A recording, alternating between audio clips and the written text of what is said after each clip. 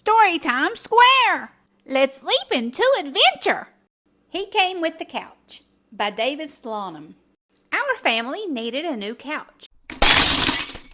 We looked and looked, but we couldn't find a couch we liked. By nighttime, all we had found was a tin horn for me and a squeaky bone for Roscoe. Then Dad suddenly hit the brakes. "Aha!" he cried. Soon we were heading home with a new couch. "Who is that back there?" I asked. "I don't know," said Dad. "He came with the couch." The next morning he was still there, so I gave him some toast and let him play with Bonnie.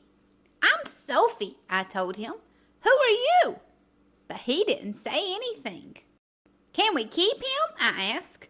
"No," said Dad. Mom and Dad tried to persuade him to leave, but he didn't budge. "Maybe he's sick," I said. So they called the doctor. "It's an acute case of upholsterosis," said the doctor. "He needs to get out more." So we took him to the Grand Canyon. We took him to the beach. We took him to Washington, D.C., but he never left the couch.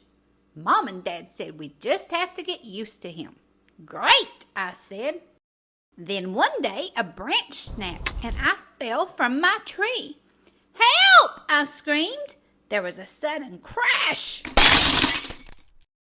He saved me! That's why we're all so glad he came with the couch. But it wasn't long before we were off to another rummage sale. She came with a chair,